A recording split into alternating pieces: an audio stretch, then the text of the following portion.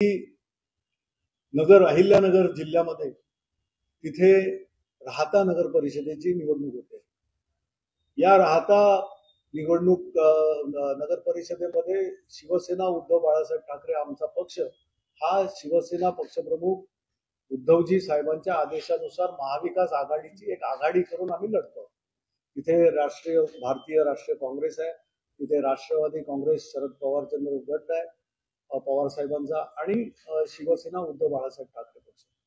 आता ह्या आघाडीमध्ये आम्ही व्यवस्थितरित्या आघाडीचे जे कोण आमचे पदाधिकारी आहेत किंवा जी काही व्यवस्थित नेमलेली तिकडची, कारण ही एक स्थानिक अरेंजमेंट असते, स्थानिक तिथे जशी गरज असते त्याप्रमाणे निवडणुका लढल्या जातात. त्या ठिकाणी व्यवस्थितरित्या त्या आघाडीतर्फे सगळे ज्या काही फॉर्म भरणं असेल, सर्व अर्ज वगैरे नामांकन वगैरे सगळं भरण्यात. एका दिवशी शेवटच्या ह्याला शिवसेना उद्धव बाळासाहेब ठाकरे पक्षाच्या वतीनं 4 फॉर्म सादर केले जातात आणि हे पक्षाला म्हणजे आम्ही हे लगेच आम्हाला कळल्याबरोबर हे भरल्याबरोबर आम्ही तिथे त्या प्रकारची नोंद तिथे त्यांच्यावर केली की हे चुकीचं आहे, की ज्याने केलं हा एक फसवणुकीचा प्रकार आहे.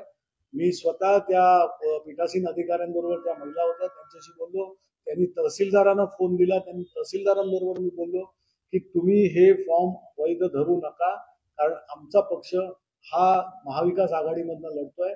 हा जो फसवणुकीचा प्रकार झालाय याच्याबद्दल हा गुन्हेगारी फार गंभीर गुन्हा आहे. याच्याबद्दल आम्ही पोलीस स्टेशनला तक्रार तर करतोय, आम्ही जिथं जिथं कायद्याद्वारे जे काय करण्याचं ते आम्ही करू. तुम्ही हे अर्ज आलेले आहे ते बाद करा, कारण आम्ही महाविकास आघाडीमध्ये आहोत. त्यांनी सांगितलं आम्हाला पत्र द्या, तशा प्रकारचं आम्ही त्याची नोंद घेतली आहे, आम्ही त्या गोष्टी आम्ही करू. म्हणजे काल हे अपेक्षित होतं, काल छाननीमध्ये ते अर्ज बाद करणं अपेक्षित होतं. आम्ही सगळं केलं आणि महत्वाचं म्हणजे निवडणूक अधिकारी तिथे असलेले त्यापैकी कोणी आमचे जिल्हा प्रमुख तिथे गेले, त्याने आवर्जून सांगितलं, त्याने सगळ्या ह्या दाखवल्या. पक्षामधनं हकालपट्टी सुद्धा केली, ज्या लोकांनी अशा प्रकारचं कृत्य केलंय त्यांच्यावर काय कारवाई करायची ती कारवाई होईलच, परंतु निवडणूक अधिकाऱ्याने कुठलीही दाद दिली नाही. आणि सर्वात आश्चर्याची गोष्ट धक्कादायक म्हणजे या एवढं सगळं निदर्शनास आणून पत्र देऊन मेल करून सगळ्या गोष्टी म्हणजे कलेक्टरला मेल केली, तिकडच्या पीठासीन अधिकाऱ्याला मेल केली, जिल्हा परिषद सीओला त्या नगरपंचायत सीओला मेल केली नगर परिषदेच्या. हे सगळं करून सुद्धा काल त्यांचे जे शिवसेना पक्षातर्फे अर्ज हे टाकले, ज्यांनी टाकले ते वैध धरण्यात आले. हा प्रकार म्हणजे कळण्या पलीकडचा आहे. एरवी कधी अशा प्रकारचं झालं तर या अगोदर सुनावणी होते, याची दखल घेतली जाते. पक्षाला जे अभिप्रेत आहे त्या पक्षाला याची मुभा असते, पक्षाला त्याचं स्वातंत्र्य असतं आणि निवडणूक अधिकारी हे तशा प्रकारची एका व्यवस्थेमध्ये काम करत असतात. परंतु तिथेही काही झालं नाही. आम्ही आमचे जिल्हा प्रमुख पोलीस स्टेशनला तिकडच्या राहत्याच्या पोलीस स्टेशनमध्ये तक्रार दाखल करायला गेले, पोलीस स्टेशनमध्ये तक्रारही दाखल करून घेत नाहीत. आज आम्ही जिल्हा कोर्टामध्ये जाणार आहोत आमच्या याच्यातर्फे आमच्या पदाधिकाऱ्यांच्या मार्फत. परंतु हा प्रकार अशा प्रकारचे जे होते सरळ सरळ हा कुठच्या पक्षाच्या दबावाखाली, कुठच्या व्यक्तींच्या दबावाखाली हे सगळं होत आहे. जर तुम्हाला अशा प्रकारच्या निवडणुका रिग करायच्या असतील, अशा प्रकारच्या निवडणुका जर खेळ करायचा असेल तर त्याच्यापेक्षा सरळ सरळ निवडणुका न घेता तुम्ही जाहीर करा. जे आमच्या महाविकास आघाडी आणि मित्र पक्षांच्या राजसाहेबांनी वगैरे त्या भेटीमध्ये राज्य निवडणूक आयोग आणि केंद्रीय निवडणूक आयोगाचे जे इथे सीईओ आहेत त्यांच्या समोरच्या बैठकीमध्ये सांगितलं होतं, त्यानुसार आम्ही पत्र सुद्धा दिलं केंद्रीय निवडणूक आयोगाला.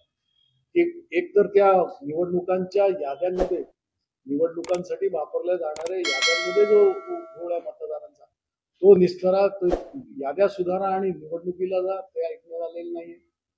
आणि त्याच्यानंतर आता ही मत चोरीचं सोरा, आता मत चोरीपेक्षा पक्षाचे बी फॉर्म चोरी अशा प्रकारचं सुद्धा खेळ खेळला जातोय. आणि हे चित्र जर महाराष्ट्रासारख्या प्रगत राज्यामध्ये असेल तर भयानक आहे. लोकशाहीच्या सर्व मूल्यांना काळिमा फाटणारे कृत्य आहे. निवडणूक आयोग आज त्यांची जबाबदारी आहे. आम्ही इथे राज्य निवडणूक आयोगाच्या सचिवांजवळ सुद्धा हे केलं, त्यांनी सुद्धा कळवलं तिथे, त्यांनी सुद्धा कळवलं की अशा प्रकारचं हे आलेलं आहे.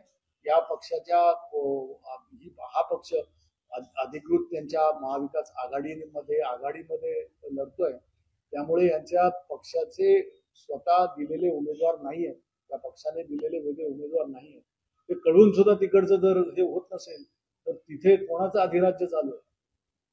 सत्ताधारी पक्ष तिथे असले त्यांची जो काही दबाव तिथे त्या अहिल्यानगरमध्ये कोणाचं काय चालतं, जर हे चालू असेल, असंच सुरूच असेल तर मग ही निवडणुका घ्यायची कशाला? हा निवडणुकांचा फार्स करताय. आणि हे आपल्या माध्यमातनं सर्व महाराष्ट्राच्या जनतेस, राज्य निवडणूक आयोगाला आणि संबंधित पदाधिकाऱ्यांना, काल सबंध दिवस आमच्या इकडनं, आमच्या कार्यालयातनं आणि तिथे अहिल्यानगरमध्ये कलेक्टर म्हणजे जिल्हाधिकाऱ्यांजवळ सुद्धा फोन करण्याचा प्रयत्न, त्यांना भेटण्याचा प्रयत्न, सबंध दिवस फोनही उचलला गेला. सचिन बरोबर आहे ना? तिथे अशा प्रकारचं या निवडणूक प्रक्रिया सुरू असताना निवडणुकीशी संबंधित जे अधिकारी आहेत, ज्यांच्यावर जबाबदाऱ्या आहेत, त्या जबाबदाऱ्या असणाऱ्या अधिकाऱ्यांनी 24 तास त्यांचा फोन सुरू असतो. त्यांच्याशी संपर्क करणं हे राजकीय पक्षांना म्हणा किंवा महत्वाच्या गोष्टींसाठी उपलब्धता असते, परंतु तेही काही नव्हतं.